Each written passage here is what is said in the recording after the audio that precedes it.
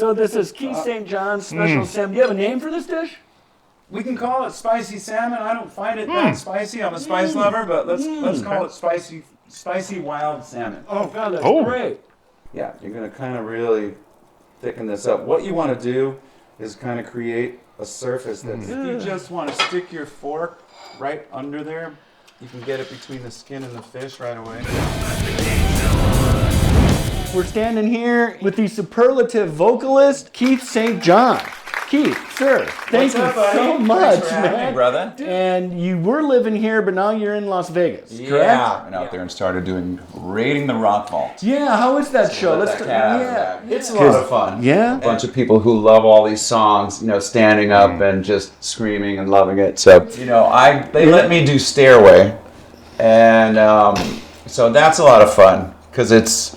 You can't really pull that song off like in a bar band or whatever, but they have the production to really make it work. Yeah. With the stars and whatever they got in the background. And sure, whole deal.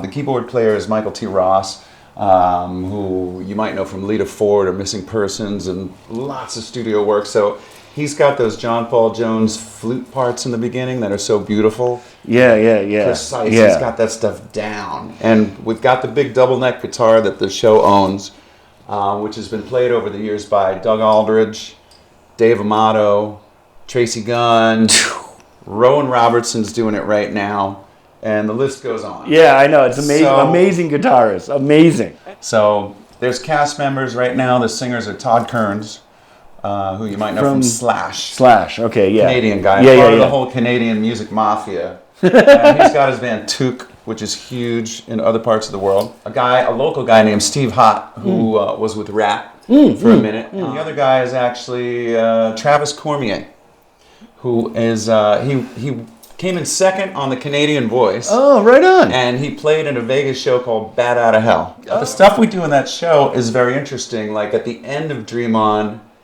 and it's an abridged version of Dream On, but we do the ending with the big high Dream Ons at the end. Yeah. The other two singers come out on the edges of the stage, and we all do it. Oh, yeah. And so you can still hit that high note? Absolutely. Yeah. No, I'm not going to do it right now. No. You'd have to warm up and all that stuff. No, I don't. It's just I'm burnt out from drinking wine with our buddies up the road and hanging out with Julia Lage and Gabriella from TSO last night and just...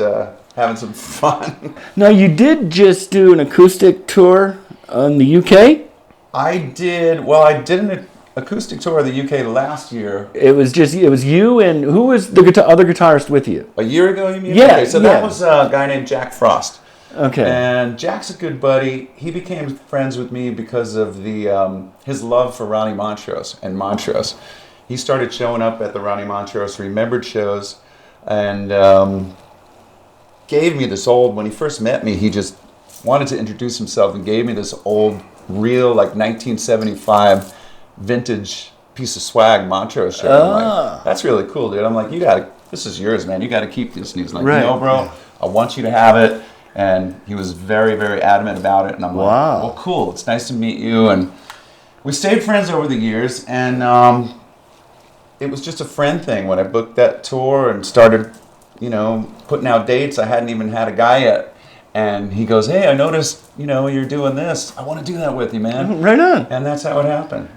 In Montrose, we started out with a certain lineup. And as we went, sometimes we started with Pat Torpey on drums. Yes. And, Pat, would have other commitments that would come up. And, he'd call someone.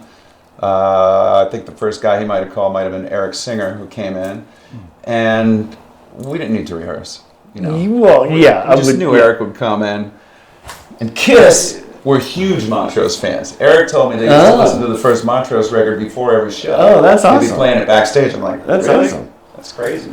Okay, I'm going to have to back up a minute. On most of these things, there's a whole story that goes with everything. So, I have a band called Burning Rain. Yes. With a guitar player named Doug Aldridge, who people know from Whitesnake. Metal Hall of Famer. And now from the Dead Daisies. Yes. And we were doing our first record, which was on Pony Canyon, which is a Japanese label that's kind of specialized in bringing U.S. bands over to Japan when that was popular. And the keyboard player that Doug hired to come and play keys on some ballads we had was a gentleman by the name of Ed Roth. Ed Roth now plays with Robbie Krieger. He was just doing the Glenn Hughes tour. He's played with everybody. But he was friends with Ronnie Montrose and had done a lot of Ronnie's solo instrumental stuff with him. And it just so happened Ronnie was going through a 17-year marriage that had just ended, and he wanted to get back out and do stuff, and he had told Ed he was looking for a new singer. So after Ed did our sessions and did that stuff, he said, hey man, I got this guy I want you to meet.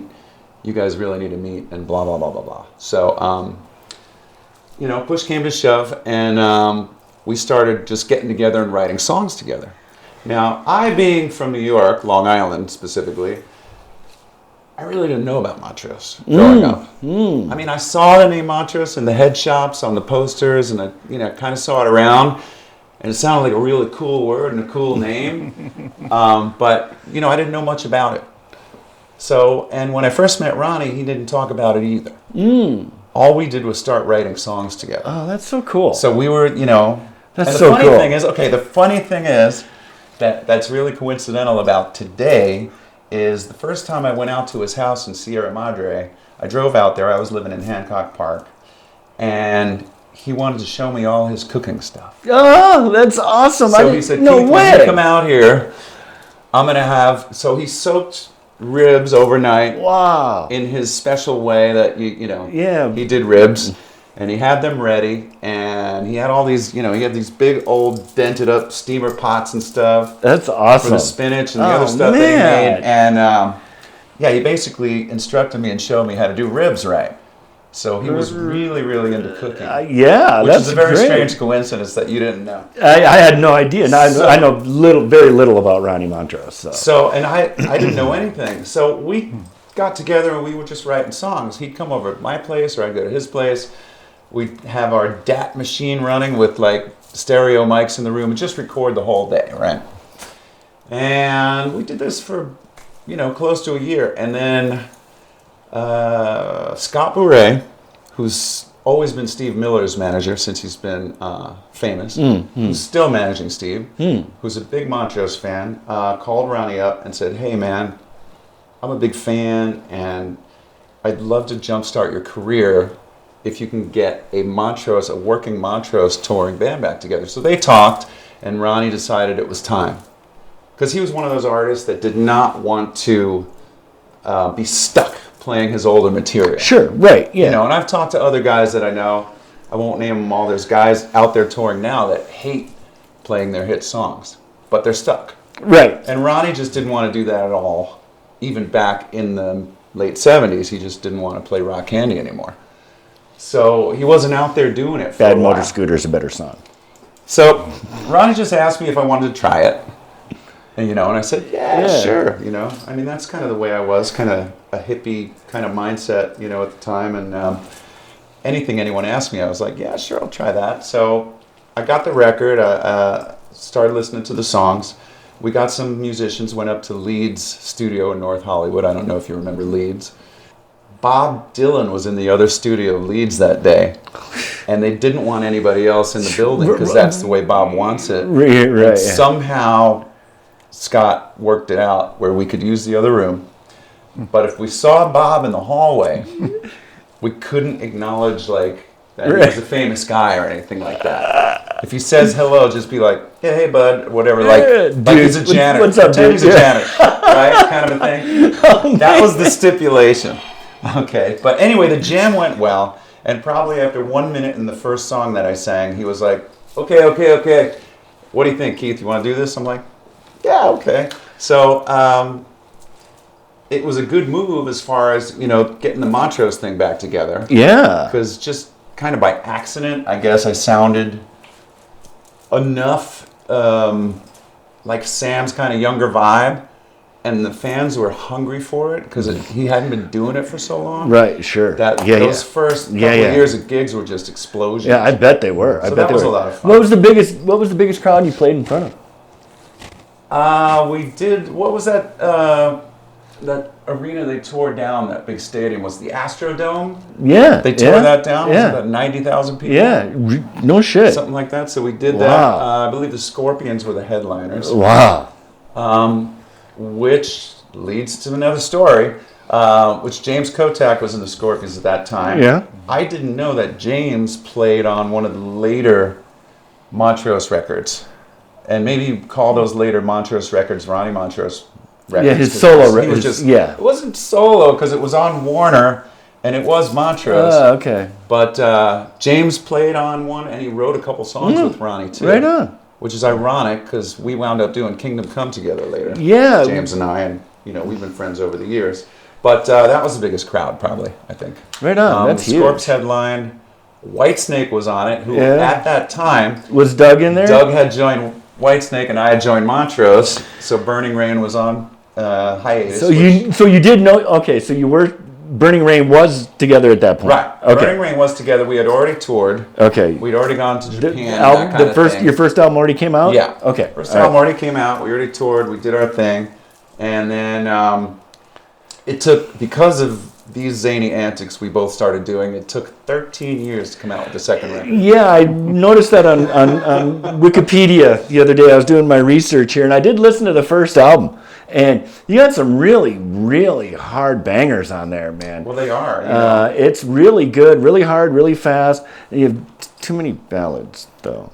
like one ballad. How many ballads were there? I think there's like 3. Come on. There's 2 or 3. Maybe 2. It's all good. Doug had some experience over in Japan with his band Lion and a few others. So when we got together, we talked about what was good for that market. So I think we played a little bit heavier. Okay, so it was designed for a specific market. Heavier and with more chops than we would have done for the U.S. Right, I understand that. That's just what was working. Yeah, those heavy songs, they are. You guys got to check out that first. I only listened to the first one. Sorry, I didn't get a chance to listen to the other one. Those songs, they are fucking badass. Well, dude. listen to the rest of it. I mean, it's a large scope to the work once you hit 3 and 4. Yeah, third album, the fourth record. I mean, it just starts to really. I mean, I'm proud of a lot of that material. Yeah, rightfully so. Rightfully so. So Montrose, I want to get back to Montrose because you guys did record an album. Yes. Okay, we did. And where is it? Okay. It was 2008? Well, all those songs we started writing back in those early days when we got together, which was probably 99, 2000. We worked on them over the years. Ronnie said, "Hey, Keith, I'm out of the loop. I don't know any LA guys. Can you find us a band?" And I called Pat Torpy, and he suggested Chuck Wright because he had been working with Mr. Big because Billy Sheehan was doing a solo album. So that band started working up these songs. God, too bad you didn't have any good musicians in there. The next, well, they had to deal with me, right? Oh, come on, dude. The next incarnation of the band after that was Ricky Phillips on the bass and Eric Singer. That incarnation also worked on these songs. Okay. And that was the incarnation where we actually started tracking those songs in a studio. There's a studio, do you know where Lancashire and I think, is it Lancashire and Violin cross? And there's a bookstore called like the Iliad or the Odyssey? Yeah, the Odyssey. Doug Messenger has this I know that one. secret door that goes into his studio there. Ah, okay. And a lot of analog gear. He's a fabulous engineer. Wow. And that's where we started tracking this record. That just kind of got left. There. And then in 2012, Ronnie passed, as we know. And I cannot tell the complete story. I'm just being honest with you. I understand completely. Of what ensued after that and where those tracks went and why and what was happening. But I can tell you this. As a deal between myself and Ronnie's widow, Lisa Montrose, I can finish those songs and release them, anytime. So why the hell why are you standing here? Why are you not finishing these songs? Well, my life has been kind of doing this, and I've been doing the hippie thing and saying, okay, do a lot of things.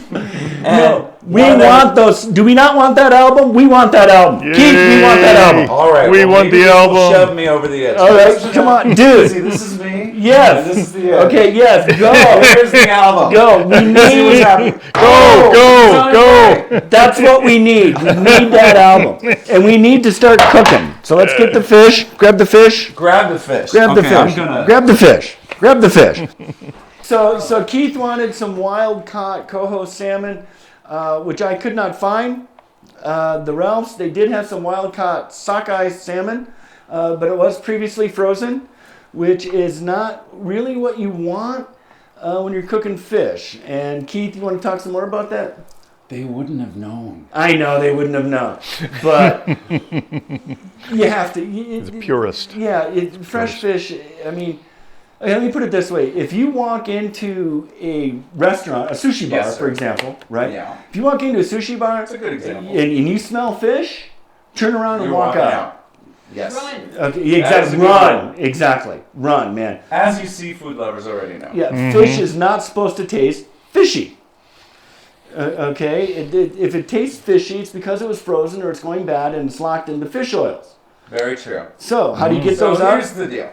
Oh. Here's the deal for you guys who want to get this right. If you have not tried not previously frozen wild caught fish yet, you need to try it. The difference in the not previously frozen will blow your mind how much better this tastes. I went to a restaurant in New York called Milos for fish. It's a Greek place. When you walk in, they have that giant oval ice shelf Yeah. full Yeah. of the pieces of fish, and you're going to pick your fish. It's a little bit pricey to eat there, but to do it's amazing. They don't cook anything in anything else except for lemon and butter. That's it. Oh, wow. Oh. And if you Wow. don't want anything, they won't put anything on it.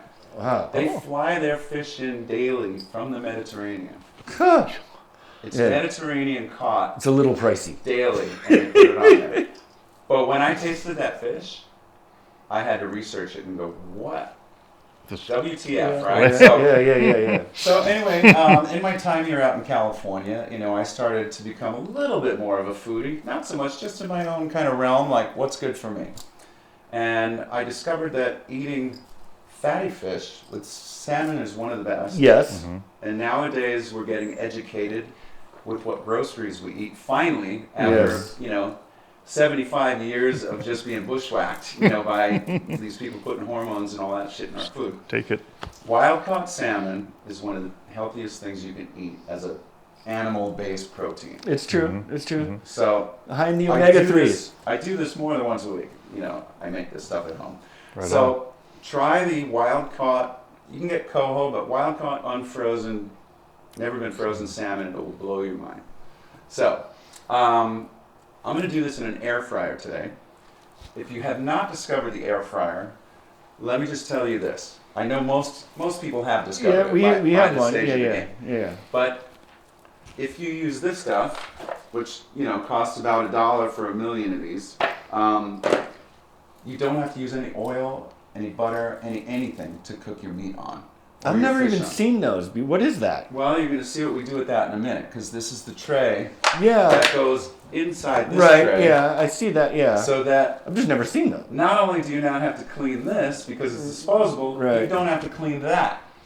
I see. And you're Except not every using once in a while. no olive oil, no butter. No olive oil, no butter. So this stuff gives you the healthy cholesterols Right. Yes. in your bloodstream. Correct. And a lot of the oils we cook with give you the unhealthy ones that clog your arteries and your heart valves and everything else. So Correct.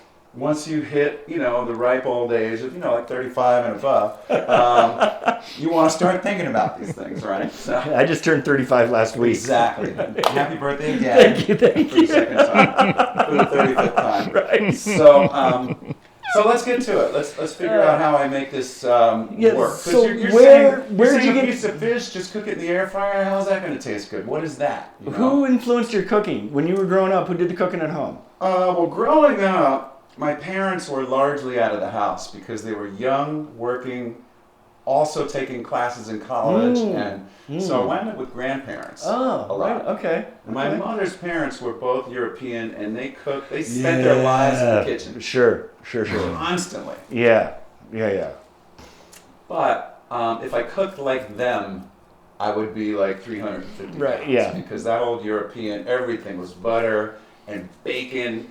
The Old old cast iron sausage, pots yeah. that you had to use the bacon in, that you never washed. No, you can't wash them. Food tastes amazing. It does. And I was lucky enough to have the metabolism to burn it off. Right. But what happens with men, as we pass a certain age, is our digestive enzymes start to deplete, and they start to get less and less. So somewhere around here, I will show you eventually, or maybe not, what digestive enzymes I like to take. I like to take the enzyme-eating ones. Do You can get you? from Whole Foods, I or see. you can order them from Amazon because they're together with Whole Yeah, Foods. you're now. right.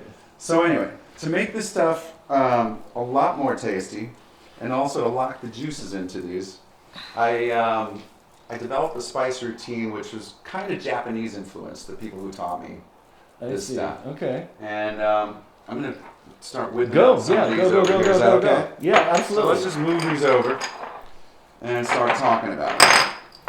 Dill is the obvious, one of the obvious ultimate pairings with salmon of all time. So I like to get, this is simply organic dill wheat. Okay, I like to keep all my stuff organic for obvious reasons. Right. I will try not to tangent on every So single I thing I mentioned. just did this simple recipe for her because she eats fish all the time. Yes. For her diet and stuff, right? And I don't know if you've tried this before, but like organic. What am I trying to say? Dijon mustard. Are you thinking of changing my recipe? No. Just a different one. Just a different recipe, right? You spread some organic Dijon mustard over there and sprinkle some fresh dill on it. I've done it. Is that amazing? I've done it. Fuck yeah, it's so it. good. I love Dijon mustard. Yeah, especially with the dill. So let's keep going with the dill. Well, this is purely a whole like sort of I spice. see that, yeah. Ride that we go on with this one. So I take these and I just kind of pop them up because it doesn't sprinkle fast enough to really do this. So let's go over. Oh, Watch out for this thing. Let's go over all of these. You're going to kind of make it pretty thick. That is really thick. Yeah, you're going to kind of really thicken this up. What you want to do is kind of create a surface that's basically going to help lock in the moisture a lot more, and you're going to wind up with a much tastier, easier, not dried out piece of fish to eat. So in a menu in a restaurant, this would be herb crusted salmon? Probably. Probably, Okay. but they use different herbs. They do, and There's they usually probably little some nuts panko too. in there too, right? Exactly, Some or ground pine nuts. nuts or something. So yeah. let's say that's enough dill for Oh, me. pine nuts! I love So pine nuts. next thing we do is onion granules and garlic powder. Oh, Okay, so everyone likes a little garlic. if Now this stuff, you see know, that this recipe particular there? stuff comes out pretty quick. So Is that the onion or the garlic? this is the garlic, Okay. and this is Sprouts Organic. So I happen to, I don't know. I don't want to favor any grocery store over the other, but Sprouts has some really cool stuff. And we will take sponsors. We are looking for sponsors. Sprouts. Now, mind you, when I make this for myself at home or in my apartment in Vegas, it's just me. So Okay, yeah, I was It's gonna usually just one piece. ask you because this is kind of a gourmet dish. So are you single? Do you have a girlfriend? So here I go like this. No, I answered the question. Are you single? Do you have a girlfriend? I thought you asked me what questions were off limits or on limits. You didn't say you said they were all open. That's true. I'm just saying because like when I was single and I'm cooking dinner like something like this, 9 times out of 10 I'm cooking breakfast. I gotcha. So yeah. All right. Well, that question is an edit. Okay. All right. So it's kind of we want to drizzle this stuff on it. Like want to cover the whole thing, but not too heavily with onion or garlic. Only kind of heavily with the dill. Yeah, That's the only one that kind of goes heavily. I'm very intrigued. The next thing I like on this, which is also good for your to help out your little joints if you got any arthritic things, Inflammation, very or musicians, yeah. or any inflammation. Yeah, It's it's turmeric. very anti-inflammatory is turmeric. However, I just like the taste of it. It has kind of a little sweet taste for a spice. You don't think it's a little bitter? I don't actually. Huh. How do you guys feel? Yeah, I think turmeric's a little bitter.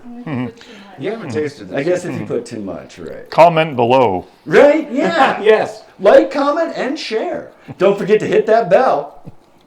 Definitely. I would love to hear comments on all these things. See, and you can talk to Keith directly. So I do have a fan question, if I can get that in right now. So, if you've been doing this for a while now, and Cooking fish? No, singing. Okay. And you already established. I mean, we have been here a minute. Both. We already established earlier in the interview that you can still hit those high notes. Okay. I So, guess.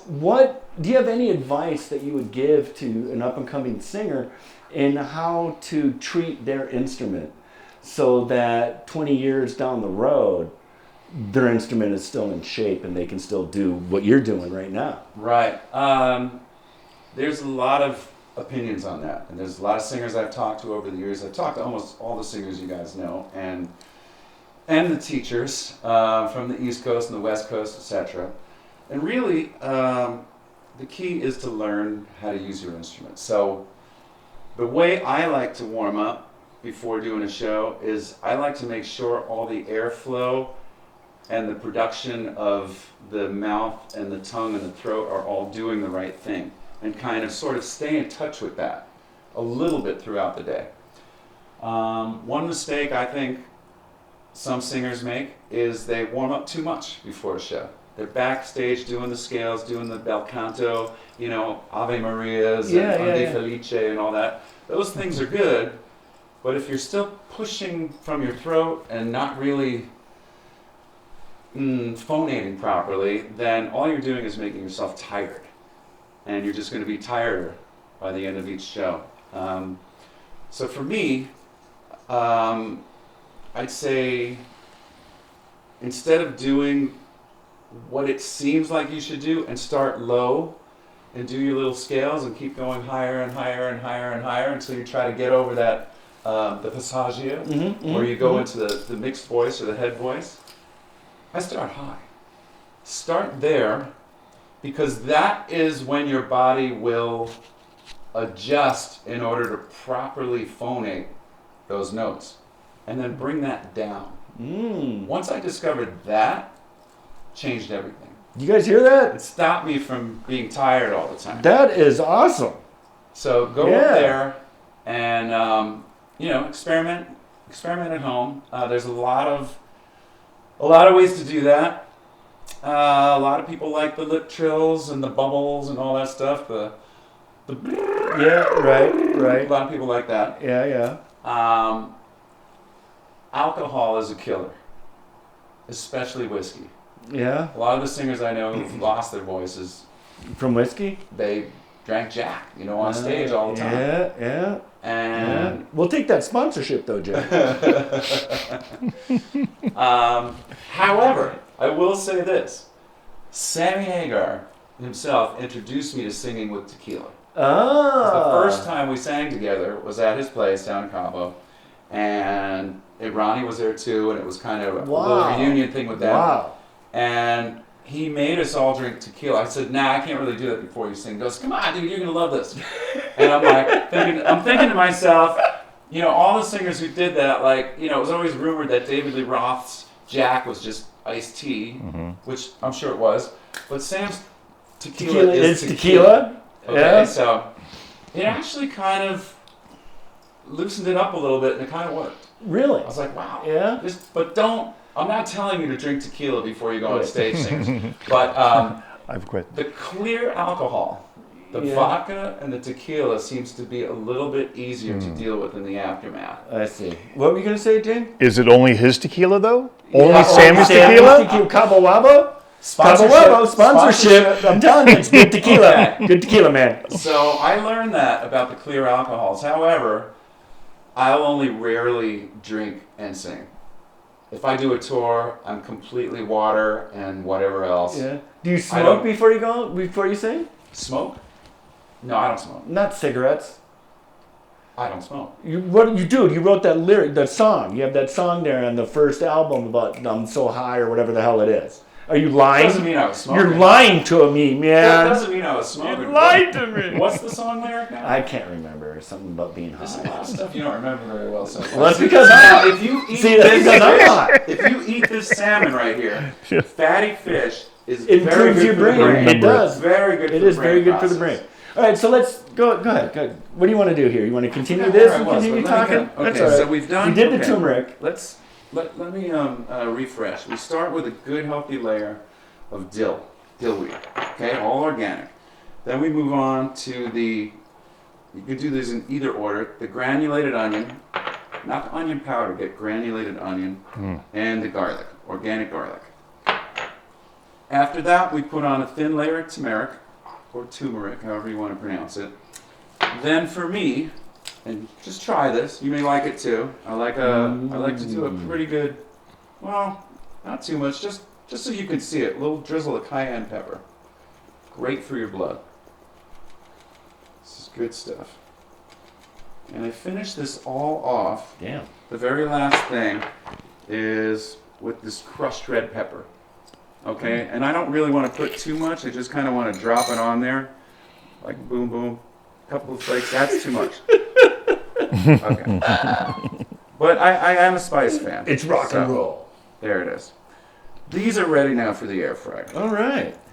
It doesn't look like much. Where did you come up? Did you just trial and error that all this came together, or you said it was like an Asian influence? It was an Asian influence thing. I think the only thing I added to this was the turmeric. Okay.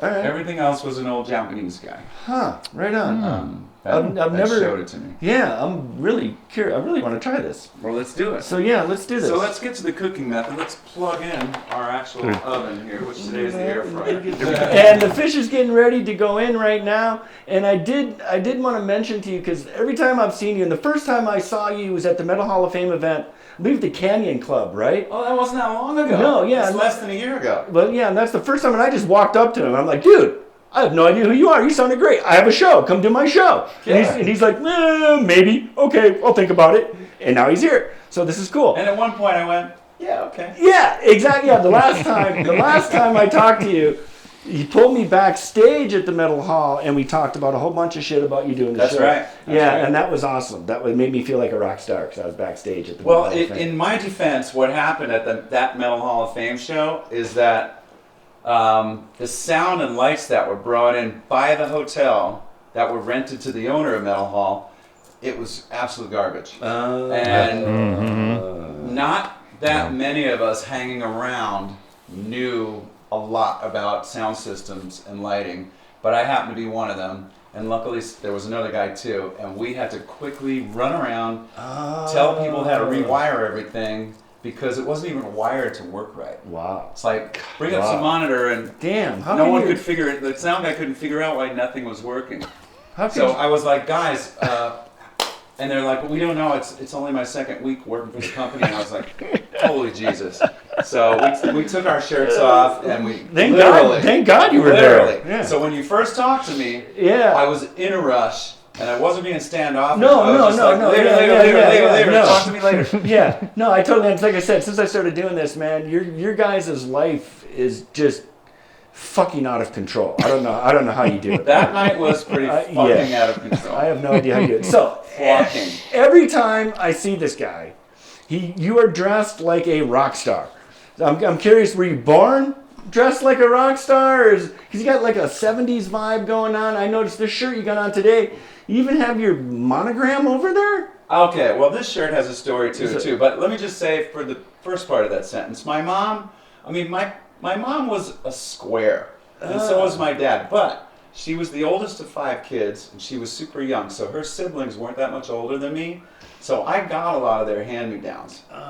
They were all hippie culture people. Okay. So I had these like vests and sweater vests and stuff, because young parents were being thrifty, so there were a lot of hand-me-downs. Right. And those were the closest people in age, that stuff was coming to me. Right. So I had like the purple vest and the low kind of effeminate collared shirt, Right. blah blah blah. Yeah. So it rubbed off. Dude, amazing style. I love your style. I In the really 80s, when Zeppelin was out, absolutely out, and they thought they were never going to happen again, and everyone threw out all their Levi's. That's when I discovered Faded Glories and all that stuff in the thrift shop. So, and I'm still kind of there. Yeah. This shirt, I'm wearing this shirt today because I picked it up yesterday from a gal who runs a company called Riot Stitch Rockwear, which is owned and operated by Sherry Lou. And Sherry Lou is the up-and-coming superstar rock clothing designer and maker right now. She makes custom clothes. She made some custom stuff for me.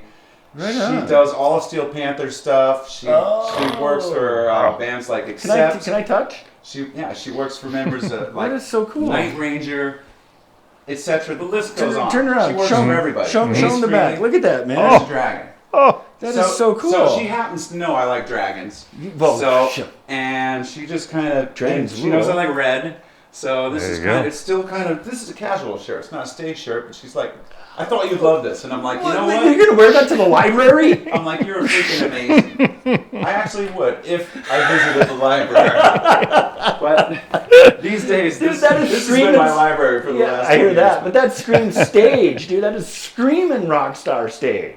And you know what? I probably could have worn it last night, but it was a strictly a Zeppelin thing. So I wore something probably with flowers on it. Or Right, I don't even remember. That is a great But, shirt. That is a great shirt. What was her name again? Sherry Lou, and it's Riot Stitch Rockwear. We've got it in the notes below, so you can check Yeah, it out. it will be absolutely there. And we'll also have all this stuff in the notes. Yes, the recipe will be there as well too. And we're also doing a book as soon as we get enough recipes. This particular air fryer has been really good to me. It's lasted a long time. I really love it.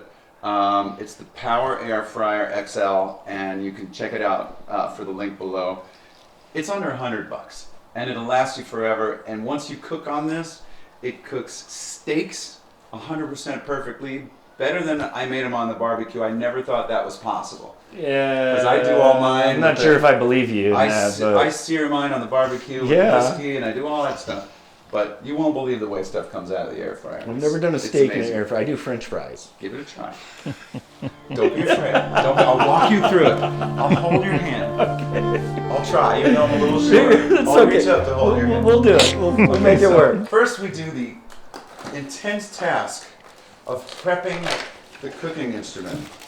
Take one of these sheets out, open her up. I've got to plug her in. And stick it in here. So this tray is just. I see. Yeah. It's made. They make it with a bunch of hulls. These are specifically made for these and these only. Okay. So now that we've done that, and normally I don't spice my stuff out here and dirty this whole thing. Oh, you do it right in there. I wash my fish. Yeah. I wash my meat. I don't know if you do. Yes. Normally I rinse off my fish. Yes. After I rinse it off, I drip dry it out a little bit, and then I stick it in here. And this is where I pour the spices in. But for the purposes of the show and the demonstration. And we appreciate that.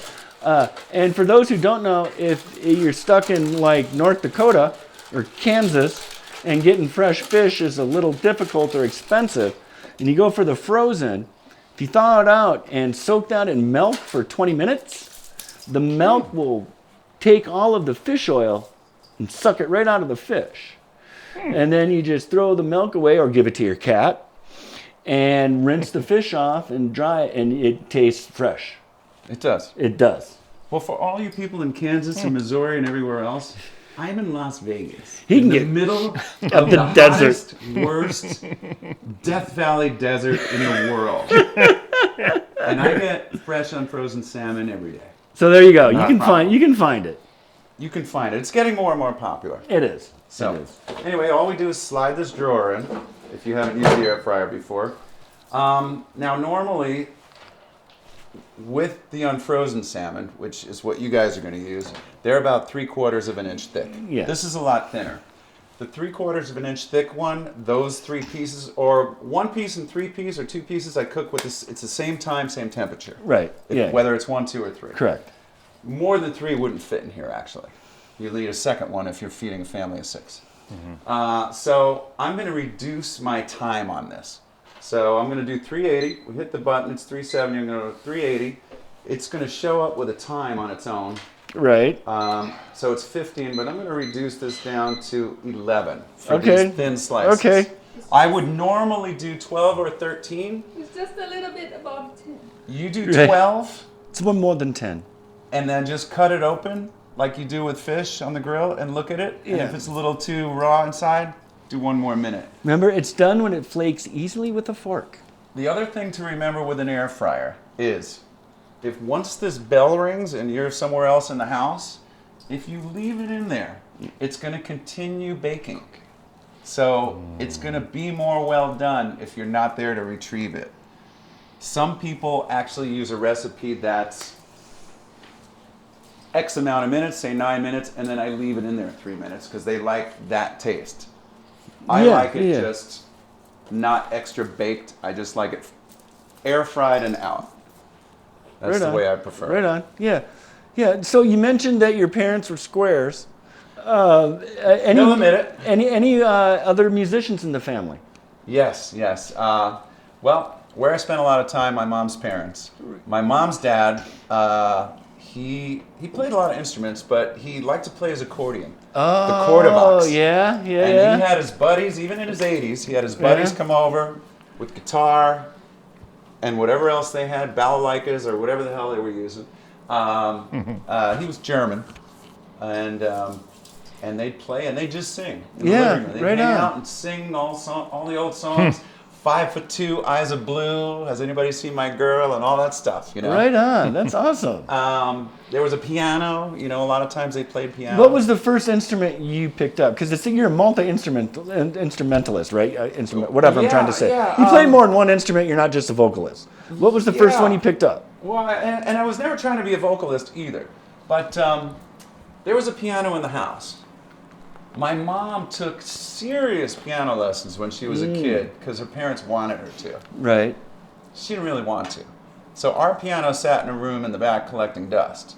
And, you know, one day I heard some melodies in my head and kind of a song. And, you know, I went up to the piano and just started playing with the keys until I found out Wow. where the keys were that did that. And I'm like, Yeah. oh. Wow.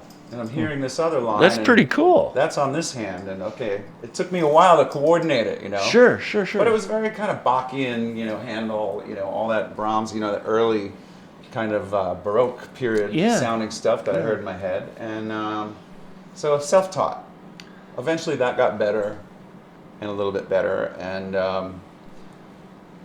I just was doing it and going, yeah, okay, I'm just doing this. You know, it wasn't like, Yeah. I didn't have the gumption to say to my parents, hey, can I get lessons and blah, blah, blah, you know, and do this, or that's what I want to do with my life. I enjoyed it.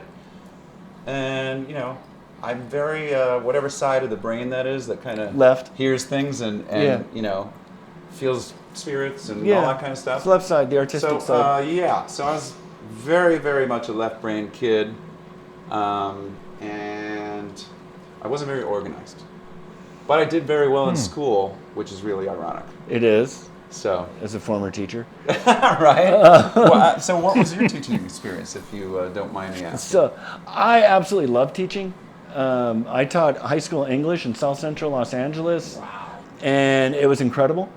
It really was. I had some great students. We're still in contact with a lot of them. A lot of horror stories as well coming Yeah. from that area. Isn't teaching an amazing thing? It is unreal. Do you teach? I taught vocalists, Yeah. plenty of them. I don't always, like I said, I don't always organize myself in my career, and but I do like starting businesses and doing those kind of things. Yeah, I'm always interested. So I actually opened a dance academy. Oh, right on. Somewhere in the early 2000s, and I did that for about 7 or 8 years. Wow. So at least A lot of that was during the Montrose time. So you made a startup business last 7-8 years while you're out And on. I'd still that's- have it today if I didn't give it away, Yeah. which is what I did. Yeah, It's pretty it was- impressive. Yeah, no, it was successful. We were in the what would you say, in the black. Yeah, that's very impressive. From month 2, Dude, we were in profit. We were in the wow. black. That's amazing. So, you know, I'm And you gave it away. kind of a motherfucker in setting up I guess you businesses are. like that, yeah.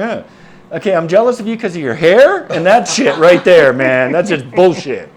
Yeah, your hair too, man. You just stay off camera. So Okay. in Yeah. the dance world, it's interesting. And the dance, well, it was a dance, and then it became a dance and music academy. Ah, right on. Because you don't only deal with just the kids. A lot of the family members hang around too. So you're in the whole family. Yep. And Yep. you're literally partially raising their Yep. kids. You know, especially with a vocation like dance. Right. And the music thing too. And, you know, we did both, and that kind of works in a cool way because sometimes, you know, the son likes to play guitar and the daughter wants to do ballet. So, Sure. Yeah, that's awesome. So I've had my share of Someone's of a little ups bit and downs country, with what you've a seen. little bit rock and roll. That's it. So you started self-taught on the piano, Yes. right? And I'm assuming then you graduated to other instruments, picked up a guitar I here, did. The there, first right? one, okay, so in school band, in elementary school, where I grew up on Long Island, they asked me what instrument, they asked everyone to write down what instrument Right, they'd yeah. want to play to be in the school band, because I Right. wanted to be in the school band. Right. And probably 50% of the boys said drums. And I said drums. Wow. So Really? they didn't let me start with drums because there were too many people that wanted to play drums. So my dad owned a trumpet. Oh. He had played trumpet. So the school said he can start on trumpet. So I did. A little bit of time went by while I was doing the school band, and I had to get braces. And they were the old kind of braces. Yeah, which were I metal had. and The kind they cut I the had. gums up. Yep. Yeah. Then they let me switch to drums. Yeah. 'Cause you Can't can no play longer trumpet. play the No, trumpet you without- cannot. So back east, Oh, that would hurt. as we call it, Right. in New York, you don't have that in Southern California, but back east, all houses have basements. So it's another whole level to your house automatically. Even if you live in a ranch, you got a 2-story house because you With have the a basement. basements rule. So my drums went In in the the basement. basement, and nobody else really came down to the basement. So slowly but surely, you know, as a very ambitious young man, I was going out and getting more and more drums and more parts and pieces, and I somehow scraped up enough money to get this old phonola record player Right at the on. time, Yeah. and put the 2 speakers right next to me and blasted, you know, at first like Stones and Beatles, and then it switched to like Kiss and Zeppelin and stuff, and just kind of self-taught how to play drums. And eventually my parents did recognize that I was getting really serious about the drums, and in school band, they had me playing these drums called timpani. Mm-hmm. So timpani, for you who don't know, are these big copper-colored kettle drums, Right. also known as kettle drums. Yes. There's usually 3 or 4 of them. Yes. And in order to play those, you have to tune them by ear in between the passages you're going to play. Oh, I did not know this. So you just played, you know, an F sharp and an A in the bum, bum, bum, bum, bum. But up and coming, you don't have enough drums to execute those notes, so you got to change these. So you put your ear next to the drum, you listen to it, you Wow. know a perfect 4th interval in your mind. It's the wedding march, dun, dun, dun, dun, and you go boom, because there's a little pedal on the bottom that's just a free tune. Huh. You know, I had and no so idea. That's the that is the labor of a timpanist. So I went on to study timpani, like with a serious guy from the Boston Philharmonic. Wow. And my first tour of any sort out of the country was with an 88-piece orchestra. Holy shit. That How happened old when were you? That happened when I was 17. 17. But I got accepted Wow. into a college orchestra, which was all Juilliard members from New Wow. York. Holy shit. Um, Again, So you're I just, auditioned and got into playing with the this. crappiest musicians, aren't you? I auditioned Man. and got into It's this. just gotta suck. And so I wasn't really a rocker. Even Yeah. though I was playing rock songs on the drums and Sure. stuff. And I had friends coming over from the high school band who played guitar, and we would all sing. You know, I figured out how to put a PA together too, and we were all always singing the songs and stuff. We didn't consider ourselves lead singers or whatever, but we just wanted Right, to sing yeah, and yeah, play yeah. like my grandpa did in the living room, right? Sure. And which I didn't realize at the time, but I just realized it standing here with you right now that I kind of repeated that. Yeah. See, things skip generations. See how that works? They skip. See how that works? That's why our show rules. So my kids will count in squares. Right, So right. anyway, So anyway, the first soil I set foot on was in Casablanca, Morocco. Oh, wow. And that was the beginning of like learning what it was like to be on tour. Wow. You That's know. amazing. Wow. And ditch the tour of whatever and go, get a kayak and get on the Mediterranean and meet up with the band later. That would be so awesome. So how'd you get from timpani to lead vocalist? Well, I started engineering school, and while I was there, I started visiting nightclubs at whatever age, underage. I was getting into nightclubs and seeing bands play. I was kind of like, yeah, it looks really fun, man. I want to do that.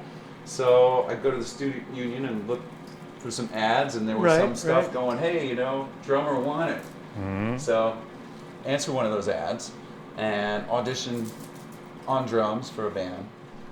I didn't get the audition. They also asked me if I could sing at the time. It's time to take this gotta stuff pull it out. We need plates, right. sir. I'm gonna plate this fish. Yeah. Alrighty. Guess we don't need these. You see, that looks pretty juicy if you look down in there. Oh, that does. That looks great. See how that looks? Yeah. And it is the skin. We leave the skin on, of course. We put fish underneath it. So Put it's all three or cooked one? between Three is this fine. layer of get rid of this. what we've done to encrust the top and the bottom. So the juices are all in there, so it tastes amazing. All right. So I think we're going to move over here to Yeah. Plate this these stuff, over here. right? Yeah, he should be getting a spatula or something here. Right. We can simply use a fork if you want to pull these up. And with these as thin as they are, I don't know if you want to pull these off the skin before you eat them. Normally, with the thicker ones that I get, the unfrozen coho, Right, you put a right. fork under it, and it Yeah. comes right off the skin, and you drop it on the plate. Oh, that's Let's see what awesome. happens That's here. I'm not beautiful. sure how these. Oh, here we go. Yeah. See what happens here. All right. Let's reach in. So do you have any outside hobbies? We're getting to the thickest one. Yeah, it's coming right up off the skin. So There we it'll go. come, if you want to get this, if you just, sorry. Here, I'll come over here. We can Go, cut come in and here, paste. babe. Cut and paste. If you just want to stick your fork right under there, you can get it between the skin and the fish right away. And I wash my hands really well, so let me just sort of touch that, and it'll come up and out. Oh, right on. Boom. You got any other outside hobbies, interests other than music? Right now, Yeah.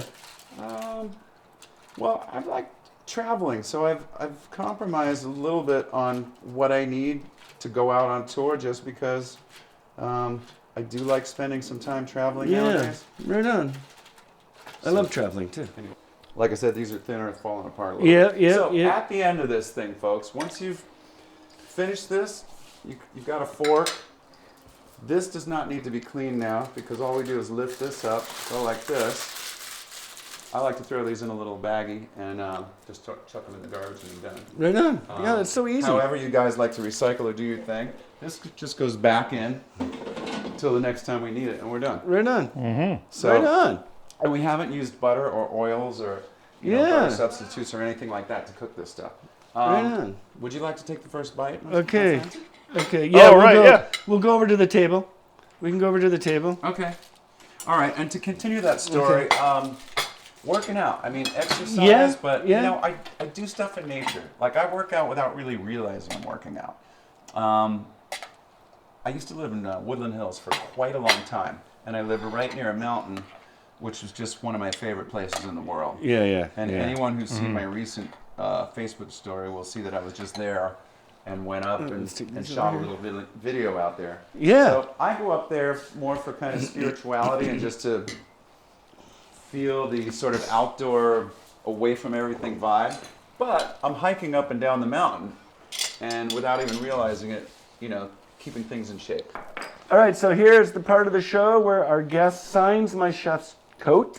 So, if you could please sign my chef's coat, and I know you don't know this, but when this is full with all of our guest signatures, we would take this to the Metal Hall of Fame Gala and auction it off, and all of those proceeds will go to the charity behind the hall, Drums and Disability, run by the CEO, Pat Gesualdo.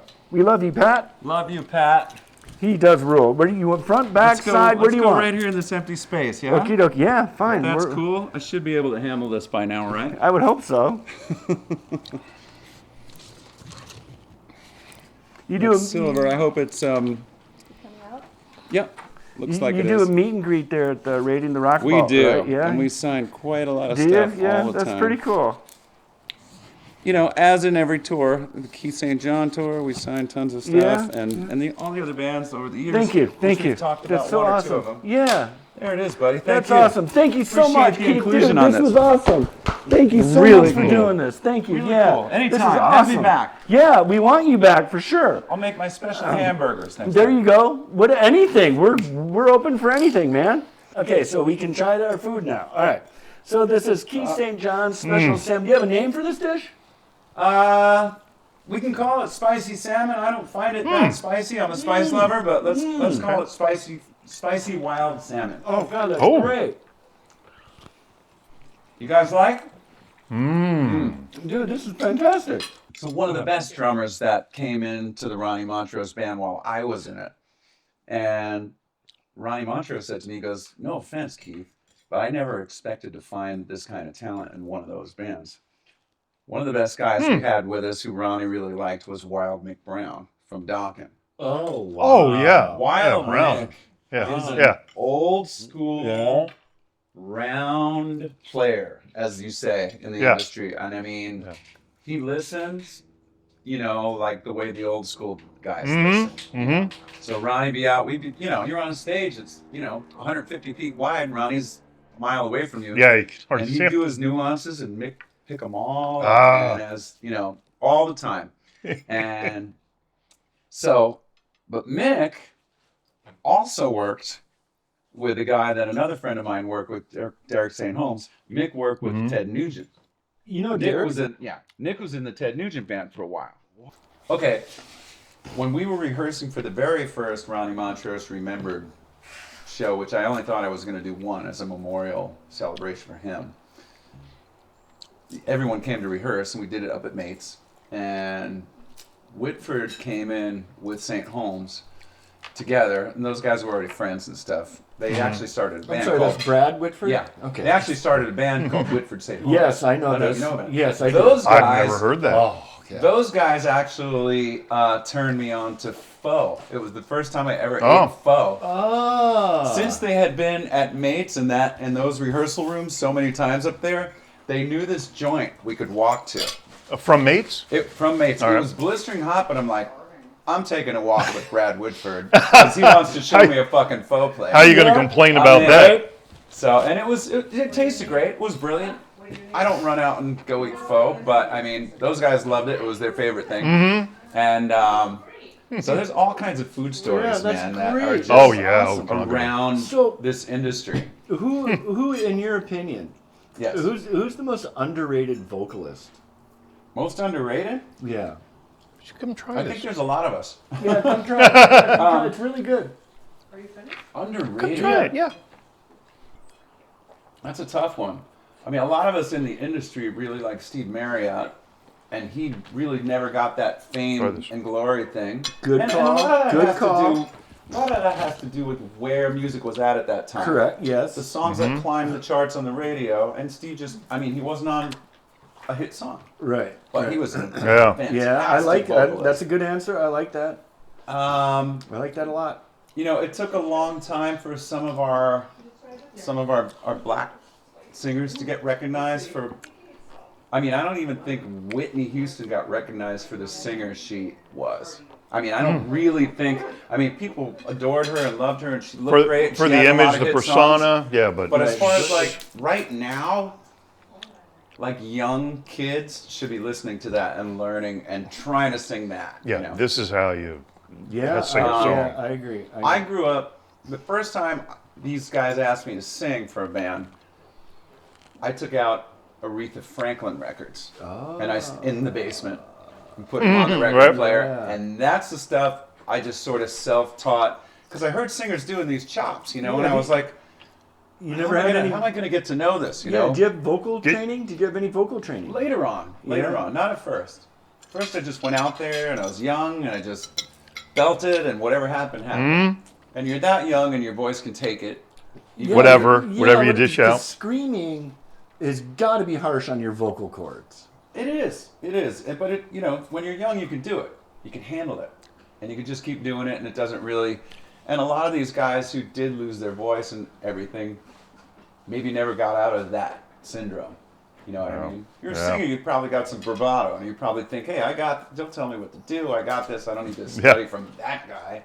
Especially once you had your record deal. You're like, who the fuck is that guy? Who are you telling me? What do you got coming up, man? So we talked about Montrose a lot. And Ronnie Montrose and a few other people in my life were really close to me and important to me, and they're people I miss every single day of my life. Ronnie was a spiritual guy. He liked to help guide me in a lot of ways, and he was that kind of guy. If I had personal problems, he wanted to know about it, and he wanted to give me his advice and stay close with it, and he was really great that way, and I learned a lot from the guy. I hadn't felt like his initial memorial celebration, how do I say this? There wasn't enough time between the time he passed and when we did that. It was only a week or two, and not everyone could make it, and it was a little bit haphazardly put together up in the Bay Area at the Warfield. And a couple of years later, an agent in LA asked me if there was anything I wanted to do as a concert at the NAMM show. I don't even know why he asked me this, out of the blue. And I went, yeah, there is, I do. And so I set up a memorial celebration for Ronnie Montrose called Ronnie Montrose Remembered. I thought it was going to be a one-time thing. Now it's still going year after year because Montrose fans want it to keep going. They love that music. They love remembering it every year. And we've had players from Aerosmith, Night Ranger, Whitesnake, Lynch Mob, Dokken, Ted Nugent Band, Slaughter. I mean, pretty much name any band. I don't think we've had anybody from Motley Crue, but name any band from kind of like the West Coast and a lot of the 70s bands, and a lot of people from Foreigner, et cetera, have come and played at Ronnie Montrose Remembered. This is an example of a shirt, which I was going to wear here today, but this is from, let's see, RMR, the 2019, that was quite a ways back one, where you can see we had George Lynch, Frank Hannon from Tesla, Derek St. Holmes from Nugent. We had Tracy Guns from LA Guns, Doug Aldrich from Whitesnake. Tracy shreds. Jack Russell's Great White, the entire band. Dave Amato from REO Speedwagon, who lives right around the corner from here. But I just wanted to say, this January, Ronnie Montrose Remembered has moved to the House of Blues, Anaheim. We do need to apologize to Billy Sheehan. We ran out of time talking about Salmon and Montrose, dude. We're sorry. We'll get you next time. Thank you so much. Take it easy.